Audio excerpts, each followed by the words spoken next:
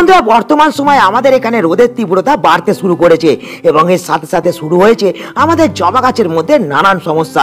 কোনো জবা গাছ যেমন এই সময় সঠিকভাবে বৃদ্ধি হচ্ছে না, আবার কোনো জবা গাছের পাতা হলুদ হয়ে এই সময় ঝরে পড়ছে। কুড়ি ঝরে পড়ার সাথে সাথে জবা গাছের পাতা পুড়ে যেতেও এই সময় আমরা লক্ষ্য করতে পারছি। এবং যে সমস্ত জবা গাছ এই সময় সুস্থ আছে সেই সমস্ত জবা গাছের ফুলগুলি এই সময় ছোট আকার ধারণ করেছে। তো এই সময় এই সমস্যাগুলিকে নিয়ে তোমরা আমাকে অনেকেই কিন্তু প্রশ্ন করছো এবং বলছো যে প্রত্যেকটা গাছে আমরা সঠিক পরিচর্যা করার পরেও এই সমস্যার সমাধান আমরা কিছুতেই করতে পারছি না।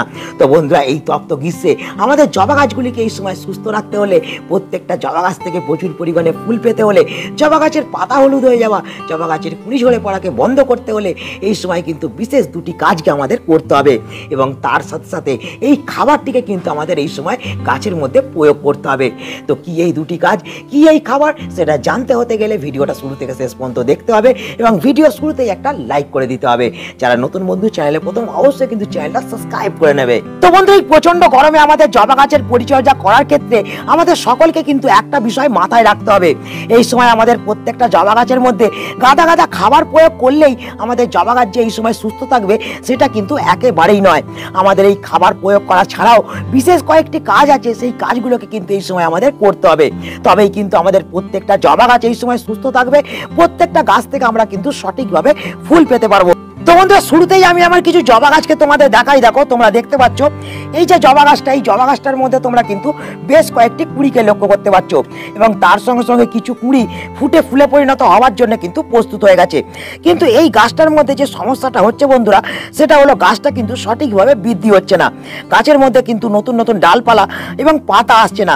তার ফলে যেটা হচ্ছে, এই গাছ থেকে কিন্তু আমি কম ফুল পাচ্ছি। তো বন্ধুরা, আমাদের প্রত্যেকটা জবা গাছকে যদি আমরা দ্রুত বৃদ্ধি বিকাশ না করতে পারি, জবা গাছের মধ্যে যদি সঠিকভাবে আমরা প্রচুর পরিমাণে ডালপালা না আনতে পারি, তাহলে সেক্ষেত্রে যেটা হয়, আমরা কিন্তু জবা গাছ থেকে কম পরিমাণে ফুল পাই। সেক্ষেত্রে বন্ধুরা, এটাই হচ্ছে, আমি কিন্তু এই গাছ থেকে খুব কম পরিমাণে কিন্তু ফুল পাচ্ছি। তো বন্ধুরা, এর সাথে সাথে এই যে জবা গাছটাকে তোমাদের দেখাচ্ছি, দেখো এই জবা গাছ থেকে আমি সঠিকভাবে ফুল পেলেও এই গাছটার মধ্যে কিন্তু পাতার সংখ্যা খুবই কম। অধিকাংশ পাতাই কিন্তু গাছ থেকে হলুদ হয়ে ঝরে গেছে, যার ফলে কিন্তু গাছটা একটা বিকৃত আকার ধারণ করেছে। তার ফলে যেটা হচ্ছে বন্ধুরা, গাছগুলি কিন্তু ধীরে ধীরে দুর্বল হয়ে পড়ছে। কারণ বন্ধুরা, আমরা সকলে জানি গাছের পাতাই হলো গাছের রান্নাঘর। গাছের পাতা যদি না গাছের মধ্যে থাকে, তাহলে গাছ কিন্তু দুর্বল হয়ে পড়বে, সঠিকভাবে কিন্তু গাছ খাবার তৈরি করতে পারবে না সূর্যের আলো থেকে। সেক্ষেত্রে যেটা হচ্ছে বন্ধুরা, এই গাছের মধ্যে কিন্তু ধীরে ধীরে আমার কুড়ি আসা এবং ফুল আসা কিন্তু কমতে শুরু করেছে। তো বন্ধুরা, এর পাশাপাশি এই যে জবা গাছটাকে তোমাদের দেখাচ্ছি, দেখো এই জবা গাছটা তোমাদের সুস্থ মনে হলেও বা গাছের মধ্যে কুড়ি থাকলেও বা গাছটা সঠিকভাবে বৃদ্ধি হলেও যে সমস্যাটাকে এই গাছটার মধ্যে আমি লক্ষ্য করতে পারছি, সেটা হচ্ছে অধিকাংশ কুড়ি কিন্তু ড্রপ হয়ে যাচ্ছে। গাছের মধ্যে কুড়ি আসার পরে দু একদিন পর কিন্তু কুড়ির গোড়া হলুদ হয়ে গিয়ে গাছ থেকে কুড়িগুলি কিন্তু ঝরে পড়ে যাচ্ছে। সেক্ষেত্রে যেটা হচ্ছে, এই গাছ থেকে আমি কিন্তু প্রায় ফুল পাচ্ছি না বললেই চলে। তো বন্ধুরা, এই সমস্যাটাও কিন্তু আমাদের এই সময় প্রত্যেকটা জবা গাছের মধ্যে আমরা কিন্তু লক্ষ্য করতে পারছি। তো বন্ধুরা, এরপর যে জবা গাছটাকে তোমাদের দেখাচ্ছি, দেখো এটা কিন্তু একটা ব্যাঙ্গালোর ভ্যারাইটির জবা। সুন্দর ফুল ফুটেছে এবং বন্ধুরা, গাছের মধ্যে তোমরা অসংখ্য সংখ্যায় কুড়িকেও লক্ষ্য করতে পারছো। এটা একটা নতুন প্রতিস্থাপন করা জবা গাছ। দেখতে পাচ্ছ বন্ধুরা, গাছের মাটি কিন্তু এই সময় ভিজে আছে, সঠিকভাবে জল প্রয়োগ করা হচ্ছে গাছটার মধ্যে এবং সঠিকভাবে পরিচর্যাও করা হচ্ছে। কিন্তু বন্ধুরা, এই গাছটা সুস্থ থাকলেও যে সমস্যাটা হচ্ছে, গাছের ফুলের আকার কিন্তু দেখো ছোট হয়ে গেছে। তো বন্ধুরা, এই সময় আমাদের জবা গাছগুলির মধ্যে এইসব সমস্যা হওয়ার প্রধান কারণ হলো প্রখর রোদ্দুর। আমাদের একটা কথা সকলকে মাথায় রাখতে হবে, আমাদের প্রত্যেকটা জবা গাছ কিন্তু 30 থেকে 32 ডিগ্রি সেন্টিগ্রেডের মধ্যে খুব সুন্দরভাবে গ্রো করতে পারে। গাছের পাতা সবুজ চকচকে থাকে, গাছগুলি দ্রুত হারে বৃদ্ধি বিকাশ হয় এবং গাছের মধ্যে প্রচুর পরিমাণে ফুল আসতে থাকে। কিন্তু যখনই তাপমাত্রা 30 থেকে 32 ডিগ্রির ওপরে যেতে শুরু করে, তখনই কিন্তু বন্ধুরা আমাদের গাছের মধ্যে নানান রকম সমস্যাকে আমরা কিন্তু লক্ষ্য করতে পারি। এই সময় আমাদের এখানে বর্তমান তাপমাত্রা হচ্ছে 40 থেকে 41 ডিগ্রি সেন্টিগ্রেড। তার ফলেই কিন্তু আমাদের জবা গাছগুলো সঠিকভাবে বৃদ্ধি হতে পারছে না। জবা গাছের মধ্যে পাতা হলুদ হয়ে যাচ্ছে, জবা গাছের কুঁড়ি ড্রপ হয়ে পড়ে যাচ্ছে এবং তার সঙ্গে সঙ্গে জবা গাছগুলি কিন্তু দুর্বল হয়ে পড়ছে। তো বন্ধুরা, এই সময় যেটা হচ্ছে, আমাদের জবা গাছের মাটির মধ্যে আমরা সঠিকভাবে খাবার এবং জলকে প্রয়োগ করলেও গাছ কিন্তু মাটি থেকে প্রখর রোদ্দুরের কারণে খাবার এবং জলকে ইনটেক করতে পারছে না। কারণ বন্ধুরা, এই প্রখর রোদ্দুরে কিন্তু গাছের মাটি গরম হয়ে পড়ছে করছে। তো এই সময় আমাদের যে কাজটা করতে হবে, আমাদের গাছের মাটিকে এই সময় ঠান্ডা রাখতে হবে এবং তার সঙ্গে সঙ্গে আমাদের এটা লক্ষ্য রাখতে হবে যাতে গাছের মাটি থেকে গাছ সঠিকভাবে খাবার এবং জলকে ইনটেক করতে পারে। এই কাজটাকে যদি আমরা প্রথমেই করতে পারি বন্ধুরা, তাহলে আমাদের প্রত্যেকটা গাছ এই সময় কিন্তু দ্রুত হারে বৃদ্ধি হবে, প্রত্যেকটা গাছের পাতা হলুদ হওয়া, কুড়ি ঝরে পড়া বন্ধ হবে এবং তার সঙ্গে সঙ্গে গাছ যে ঝিমিয়ে পড়ার সমস্যা আমরা লক্ষ্য করতে পারছি, সেই সমস্যাকেও কিন্তু আমরা দূর করতে পারবো। সেই কারণে আমাদের কিন্তু এই সময় মোট 3টি কাজকেই প্রথমে করতে হবে।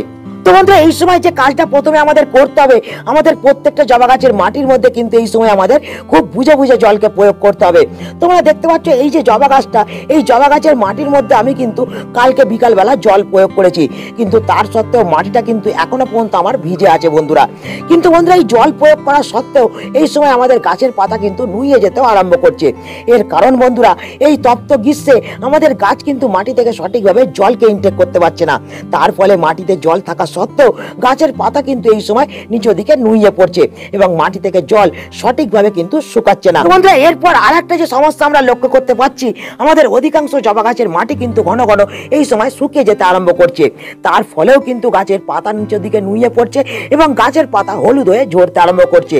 তাই বন্ধুরা, এই সময় আমাদের খুবই বুঝে বুঝে জলকে প্রয়োগ করতে হবে। যে গাছের মাটি এরকম ভিজে থাকবে, সেই গাছের মাটিতে আমরা কিন্তু কখনোই জলকে প্রয়োগ করব না এবং তার সঙ্গে সঙ্গে যে গাছের মাটি শুকিয়ে যেতে আরম্ভ করবে, সেই গাছের মাটির মধ্যে কিন্তু আমাদের সঠিকভাবে দিনে 2 বার জলকে প্রয়োগ করতে হবে। এই জল প্রয়োগের তারতম্য যদি এই সময় আমরা না করি, তাহলে আমাদের প্রত্যেকটা জবা গাছ কিন্তু এই সময় সুস্থ থাকবে। পাতা ঝিমিয়ে যাওয়ার যে সমস্যা, সেটা কিন্তু আমরা লক্ষ্য করতে পারবো না এবং তার সঙ্গে সঙ্গে পাতা হলুদ হয়ে যাওয়া এবং কুঁড়ি ঝরে যাওয়ার সমস্যাকেও কিন্তু আমরা দূর করতে পারবো। প্রত্যেকটা গাছ থেকে কিন্তু আমরা সঠিকভাবে এই সময় ফুল পাবো। এই প্রচন্ড গরমে আমাদের প্রত্যেকটা জবা গাছকে সুস্থ রাখতে হলে, জবা গাছগুলোকে এই সময় ঝিমিয়ে পড়ার হাত থেকে বাঁচাতে হলে, প্রত্যেকটা জবা গাছের পাতাকে সবুজ চকচকে রাখতে হলে এবং প্রত্যেকটা জবা গাছের কুঁড়ি ঝরাকে বন্ধ করতে হলে আমাদের এরপর যে কাজটা করতে হবে, আমাদের জবা গাছের মধ্যে ঠান্ডা জলে স্প্রে করতে হবে। আমরা যদি দিনে 2 বার করে প্রত্যেকটা জবা গাছের পাতার মধ্যে ঠান্ডা জলে স্প্রে করতে পারি, তাহলে এই সময় আমাদের গাছ যে দুর্বল হয়ে পড়ার সমস্যা আমরা লক্ষ্য করতে পারছি বা প্রখর রোদ্দুরে গাছগুলো যে ঝিমিয়ে পড়ছে, সেই সমস্যাটাকে আমরা কিন্তু দূর করতে পারবো, যার ফলে গাছের পাতা হলুদ হওয়া বন্ধ হবে এবং তার সঙ্গে সঙ্গে জবা গাছের কুঁড়ি ঝরাকেও আমরা অনেকটাই কিন্তু কমাতে পারবো। এক্ষেত্রে তোমরা ফ্রিজের জল কিংবা নর্মাল টেম্পারেচারের কলের জল তোমরা ব্যবহার করতে পারো। এই কাজটা বন্ধুরা এই সময় দাঁড়িয়ে আমাদের কিন্তু করতেই হবে, তবেই কিন্তু আমরা এই সময় আমাদের প্রত্যেকটা জবা গাছকে সুস্থ রাখতে পারবো এবং সতেজ রাখতে পারবো। এরপরে যে কাজটা আমাদের করতে হবে বন্ধুরা, সেটা হলো আমাদের প্রত্যেকটা জবা গাছের মাটিকে আমাদের প্রত্যেক সপ্তাহে একবার করে কিন্তু খুঁজে ফেলতে হবে। তোমরা দেখতে পাচ্ছ আমার গাছের মাটিটা কিন্তু যেমন শুকিয়ে এসছে, তেমন কিন্তু কম্প্যাক্ট হয়ে গেছে। এই সময় প্রবল গ্রীষ্মে গাছের মাটি কিন্তু ঘন ঘন কম্প্যাক্ট হয়ে পড়ে। সেক্ষেত্রে যে সমস্যাটা হয়, গাছ মাটি থেকে সঠিকভাবে খাবার এবং জলকে ইনটেক করতে পারে না এবং ধীরে ধীরে গাছের রুটগুলো ড্যামেজ হতে থাকে। সেক্ষেত্রে আমাদের কিন্তু প্রত্যেক সপ্তাহে যদি আমরা এইভাবে গাছের মাটিটাকে খুঁজে ফেলতে পারি, তাহলে এই সময় যেমন গাছের মাটিটা আমাদের ঝুরঝুরে থাকবে, তেমন তার সঙ্গে সঙ্গে গাছের মধ্যে শিকড় চলাচলটা খুব দ্রুত হারে কিন্তু হবে। তার ফলে গাছ সঠিকভাবে মাটি থেকে খাবার এবং জলকে ইনটেক করতে পারবে। তার সঙ্গে সঙ্গে গাছের পাতা হলুদ হয়ে যাওয়া, গাছের কুঁড়ি ঝরে পড়ার সমস্যা কিন্তু ধীরে ধীরে বন্ধ হবে এবং এই মাটি খুঁজে দেওয়ার ফলে বন্ধুরা, মাটি যদি এই সময় ভিজেও থাকে, সেই মাটি কিন্তু দ্রুত হারে শুকিয়ে যাবে। তার ফলে গাছের মাটির মধ্যে কোনো ধরনের ফাঙ্গাসের আক্রমণ হবে না। তাই এই কাজটা খুবই ছোট কাজ হলেও এই সময় আমাদের খুব গুরুত্বপূর্ণভাবে কিন্তু করতে হবে। তো বন্ধুরা, এই তো ছিল এই তপ্ত গ্রীষ্মে আমাদের জবা গাছগুলো পরিচর্যা করা বা জবা গাছগুলো সুস্থ রাখার বেসিক কিছু টিপস। এরপর আমরা যে বিষয়টা নিয়ে কথা বলবো বন্ধুরা, সেটা হচ্ছে আমাদের জবা গাছগুলোর মধ্যে এই সময় আমরা কোন ধরনের খাবারকে প্রয়োগ করব। তো বন্ধুরা, এই সময় আমার হাতে যে খাবারটা তোমরা দেখতে পাচ্ছ, এই খাবারটাকে কিন্তু এই তপ্ত গ্রীষ্মে আমাদের প্রত্যেকটা জবা গাছের মাটির মধ্যে প্রয়োগ করতে হবে। এই সময় আমাদের জবা গাছের জন্য যে সমস্ত পুষ্টিমৌলের প্রয়োজন বন্ধুরা, সেই সমস্ত পুষ্টিমৌল কিন্তু এই খাবারটার মধ্যে আছে। এই খাবারটার মধ্যে যেমন নাইট্রোজেন আছে, ফসফরাস আছে, পটাশিয়াম আছে, তেমন কিন্তু আয়রন এবং ম্যাগনেসিয়ামও আছে, যা আমাদের এই সময় গাছের পাতাকে হলুদ হওয়া থেকে বাঁচাবে, গাছগুলোকে দ্রুত হারে বৃদ্ধি বিকাশ করবে এবং গাছের মধ্যে প্রচুর পরিমাণে কুঁড়ি আনতে পারবে এবং কুঁড়ি ঝরাকেও রোধ করবে এই সুন্দর লিকুইড তরল সারটা। তো কিভাবে এই সারটাকে আমরা তৈরি করেছি, চলো সময় নষ্ট না করে সেটা এবার দেখে নেওয়া যাক। তো বন্ধুরা, এই সময় আমাদের জবা গাছের জন্য যে খাবারটাকে আমাদের প্রস্তুত করতে হবে, সেটা বন্ধুরা দেখো এটা। এই খাবারটাকে বন্ধুরা আমি কিন্তু 24 ঘন্টা আগে তৈরি করে রেখেছি এবং এই খাবারটাকে বন্ধুরা তৈরি করতে আমাদের যেটা লাগবে সেটা হচ্ছে ফলের খোসা। তো বন্ধুরা এই সময় এই তপ্ত গ্রীষ্মে আমরা কিন্তু নানান রকম ফলকে বাড়ির মধ্যে খেয়ে থাকি এবং সেই ফলের খোসাগুলোকে আমরা কিন্তু আবর্জনা হিসেবে বাড়ি থেকে ফেলে দিই।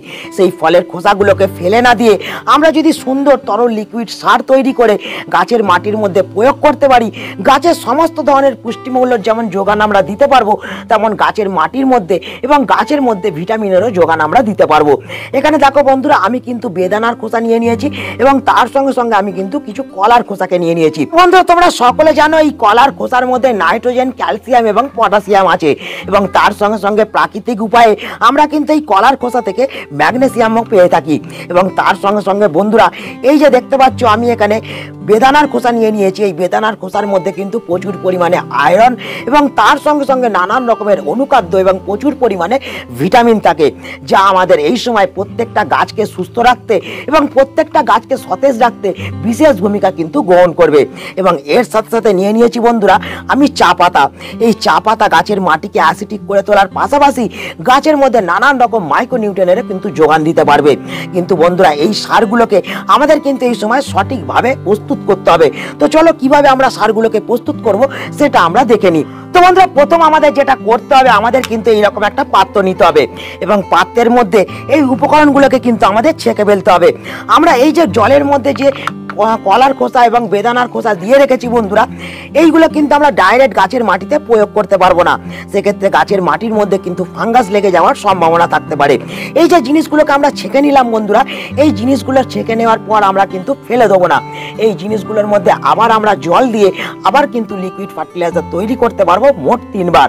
এরপর দেখো বন্ধুরা আমি কিন্তু এখানে চা পাতার জলটাকেও সুন্দর করে এর মধ্যে ছেঁকে নিচ্ছি। দেখো ছেঁকে নেওয়ার পর আমাদের কিন্তু লিকুইড তরল সারটা প্রস্তুত হয়ে গেছে এবং এই তরল সারটা আমরা গাছের মধ্যে প্রয়োগ করব। কিন্তু বন্ধুরা এবং গাঢ় এই সারটাকে কিন্তু ব্যবহার কখনোই আমরা করতে পারবো না। যতটা পরিমাণে আমরা সারটা নিয়েছি ঠিক ততটা পরিমাণে কিন্তু আমাদের এর সাথে জল মেশাতে হবে, তবেই কিন্তু এই সারটা আমরা মাটির মধ্যে প্রয়োগ করতে পারবো এবং গাছ এই সারটাকে সঠিকভাবে ইনটেক করতে পারবে। দেখো বন্ধুরা আমি 500 ml দ্রবণের জন্য আমি কিন্তু 500 ml প্লেন জলকে কিন্তু এখানে অ্যাড করলাম এবং দ্রবণটাকে কিন্তু আমি পাতলা করে ফেললাম। এরপর এই দ্রবণটা আমরা কতটা পরিমাণে গাছের মাটিতে প্রয়োগ করব তো চলো সেটা এবার দেখে নেওয়া যাক। বন্ধুরা তোমরা দেখতে পাচ্ছ আমি কিন্তু একটা জবা গাছের কাছে চলে এসেছি। যে জবা গাছটা আমি তোমাদের প্রথমেই দেখালাম, যে জবা গাছটার মধ্যে কুঁড়ি আসছে কিন্তু জবা গাছটা সঠিকভাবে বৃদ্ধি হচ্ছে না। তো বন্ধুরা এই জবা গাছটাকে কিন্তু আমি একটা 8 ইঞ্চি টবের মধ্যে প্রতিস্থাপন করে রেখেছি এবং জবা গাছটার মধ্যে আমি কিন্তু এই দ্রবণটাকে এবার প্রয়োগ করব। তো কতটা পরিমাণে প্রয়োগ করব সেটা জানার আগে আমাদের একটা বিষয় জানতে হবে, এই দ্রবণটা প্রয়োগ করার কি কি নিয়ম আছে বা কি কি সাবধানতা আছে।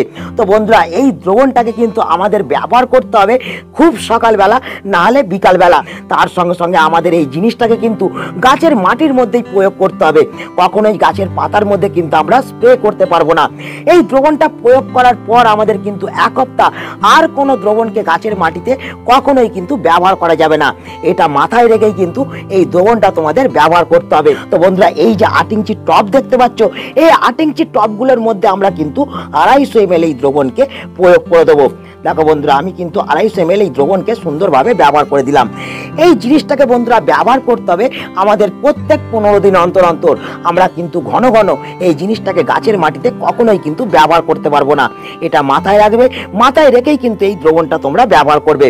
তো বন্ধুরা এই এপ্রিল মাসের শুরু থেকে আমরা যদি এই কাজগুলোকে করতে পারি এবং প্রত্যেক 15 দিন অন্তর অন্তর যদি এই সুন্দর লিকুইড তরল সারটা ব্যবহার করতে পারি, তাহলে আমাদের প্রত্যেকটা জবা থেকে আরম্ভ করে ছাদ বাগানের যতগুলো গাছ আছে প্রত্যেকটা গাছ কিন্তু সুস্থ সবল এবং সতেজ থাকবে এবং এই সময় এই প্রখর তপ্ত গ্রীষ্মেতে আমরা প্রচুর পরিমাণে গাছ থেকে ফুল পেতে পারবো। তো বন্ধুরা আজকে এই ছোট্ট ভিডিওটা এখানেই আমি শেষ করছি। আশা করি এই ভিডিওটা তোমাদের সকলের কাজে লেগেছে। যদি ভিডিওটা ভালো লাগে তাহলে অবশ্যই ভিডিওটাকে একটা লাইক করে দেবে, তোমাদের বন্ধুদের কাছে শেয়ার করে দেবে। যারা নতুন বন্ধু চ্যানেলে প্রথম অবশ্যই কিন্তু চ্যানেলটা সাবস্ক্রাইব করে রাখবে। তো বন্ধুরা দেখা হচ্ছে আবার একটা নতুন ভিডিওতে। সকলে ভালো থেকো, নমস্কার।